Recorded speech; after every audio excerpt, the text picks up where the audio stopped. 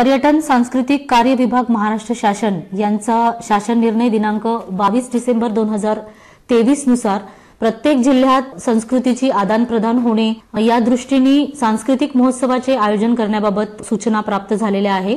त्या अनुषंगाने दिनांक 19 जानेवारी ते 23 जानेवारी या दरम्यान नागपूर जिल्ह्याचा महासंस्कृती महोत्सव रामटेक या ठिकाणी नेहरू मैदानावर आयोजित करण्यात आलेला आहे। यामध्ये राष्ट्रीय स्तरावरचे अनेक कलावंत सहभागी होत आहेत। त्याचप्रमाणे काही स्थानिक कलावंत देखील या ठिकाणी आपापली कला प्रदर्शित करणार आहेत। यामध्ये 19 तारखेला हेमा मालिनी यांचे रामायण ही नृत्यनाटिका प्रदर्शित केली जाणार आहे।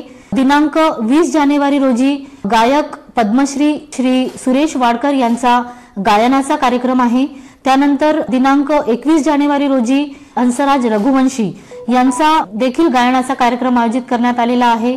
22 जानेवारी रोजी सिंधू रागिनी महात्म्य हे एक महानाट्य प्रदर्शित केले जाणार आहे। 23 तारखेला कैलास खेर यांचा गायनाचा कार्यक्रम आयोजित करण्यात आलेला आहे। त्याचप्रमाणे काही क्रीडा स्पर्धा, काही सांस्कृतिक स्पर्धा आणि काही फोटोग्राफी शो इत्यादीचे देखील आयोजन या ठिकाणी केलेलं आहे। याच्यामध्ये स्थानिक आणि जिल्ह्यातील संपूर्ण जे कलाकार आहेत त्यांना सहभागी करून घेण्याचा आम्ही प्रयत्न करत आहोत। आणि प्रसिद्ध शेफ श्री विष्णू मनोहर यांचा एक महाखिचडीचा देखील एक वेगळा कार्यक्रम या ठिकाणी आपण आयोजित केलेला आहे।